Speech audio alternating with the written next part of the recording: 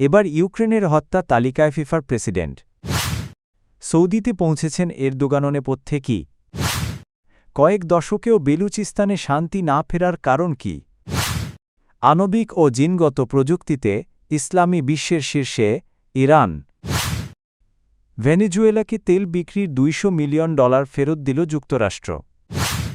আন্তর্জাতিক ফুটবলের নিয়ন্ত্রক সংস্থা ফিফার প্রেসিডেন্ট জিয়ান্নি ইনফান্তিনোকে ইউক্রেনের একটি বিতর্কিত সরকারি ওয়েবসাইট তাদের শত্রু তালিকায় অন্তর্ভুক্ত করেছে।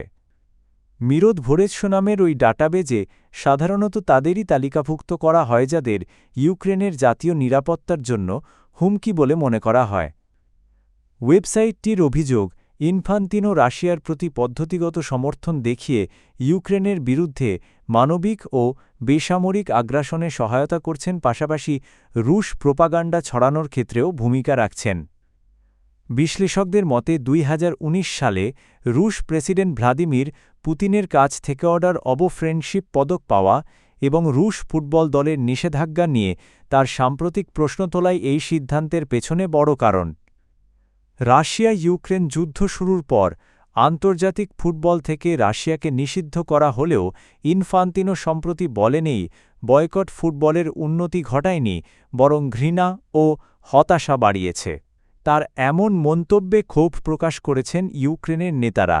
দেশটির পররাষ্ট্রমন্ত্রী আন্দ্রেই সিভিগা তাকে নৈতিক আদর্শচ্যুত বলেও আখ্যা দিয়েছেন। তুরস্কের প্রেসিডেন্ট রিসেপ তাইয়েপ এরদোগান 2 বছরেরও বেশি সময় পর সৌদি আরব সফরে রিয়াদে পৌঁছেছেন। মঙ্গলবার তিনি সেখানে যান এবং সৌদি ক্রাউন প্রিন্স মোহাম্মদ বিন সালমানের সঙ্গে বৈঠক করার কথা রয়েছে। 2023 সালের পর এটিই তার প্রথম সৌদি সফর। যদিও সফরের নির্দিষ্ট উদ্দেশ্য আনুষ্ঠানিকভাবে জানানো হয়নি, তবুও ধারণা করা হচ্ছে দুই দেশের পারস্পরিক সহযোগিতা বাড়ানো এবং আঞ্চলিক ও বৈশ্বিক পরিস্থিতি নিয়ে আলোচনা হবে। সফর শেষে এরদোগান কায়রোতেও যাওয়ার পরিকল্পনা করেছেন। এই সফরটি এমন এক সময় হচ্ছে যখন মধ্যপ্রাচ্যে কূটনৈতিক তৎপরতা বেড়েছে। আগামী 6 ফেব্রুয়ারি তুরস্কে যুক্তরাষ্ট্র ও ইরানের সম্ভাব্য আলোচনার আগে বৈঠকটি বিশেষ গুরুত্ব পাচ্ছে। ওই আলোচনায় মধ্যস্থতাকারীর ভূমিকায় থাকতে পারেন এরদোগান, যার লক্ষ্য উভয় পক্ষের মধ্যে সরাসরি সংঘাত এড়ানো। সব মিলিয়ে এরদোগানের এই সফরকে মধ্যপ্রাচ্যের পরিবর্তনশীল কূটনৈতিক সমীকরণে একটি গুরুত্বপূর্ণ পদক্ষেপ হিসেবে দেখা হচ্ছে। দক্ষিণ পশ্চিম পাকিস্তানের খনিজ সমৃদ্ধ প্রদেশ বেলুচিস্তান আয়তনে দেশের প্রায় 44% হলেও এটি সবচেয়ে দরিদ্র অঞ্চল এবং দীর্ঘদিন ধরে সংঘাতের কেন্দ্র। 1948 সালে পাকিস্তানের সঙ্গে যুক্ত হওয়ার পর থেকেই সেখানে বিদ্রোহ শুরু হয়। সময়ের সঙ্গে সংঘাতের মাত্রা কমবেশি হলেও সাম্প্রতিক বছরগুলোতে তা নতুন করে তীব্র হয়েছে। গত 31 জানুয়ারি বিচ্ছিন্নতাবাদীদের সমন্বিত হামলায় 30 বেসামরিক নাগরিক ও 18 নিরাপত্তা সদস্য নিহত হন। পাল্টা অভিযানে 150 জনের বেশি বিদ্রোহী নিহত হয়েছে বলে দাবি করেছে পাকিস্তান। বিশ্লেষকদের মতে সংকটের শিকড় ঐতিহাসিক ও রাজনৈতিক। কালাত অঞ্চলের অন্তর্ভুক্তিকে অনেক বেলুচ জোরপূর্বক মনে করেন। পরে প্রাদেশিক পরিচয় বিলুপ্ত করা এবং নির্বাচিত সরকার ভেঙে দেওয়ার মতো ঘটনাও বিদ্রোহকে উস্কে দেয়। 2006 সালে উপজাতীয় নেতা নবাব আকবর বুকতির মৃত্যু আন্দোলনকে আরও বিস্ফোরক করে তোলে। এখন শিক্ষিত তরুণ ও নারীদের অংশগ্রহণও বাড়ছে। আণবিক ও জিনগত প্রযুক্তিতে ইসলামী দেশগুলোর মধ্যে শীর্ষস্থান অর্জন করেছে ইরান। ওয়েব অব সায়েন্সের 2000 থেকে 2024 সালের গবেষণা তথ্য অনুযায়ী ট্রান্সফেকশন প্রযুক্তিতে 1067টি গবেষণাপত্র প্রকাশ করে দেশটি বিশ্বে 14তম এবং অঞ্চলে প্রথম হয়েছে। এ তালিকায় ইরানের পর রয়েছে তুরস্ক, মিশর, সৌদি আরব ও মালয়েশিয়া।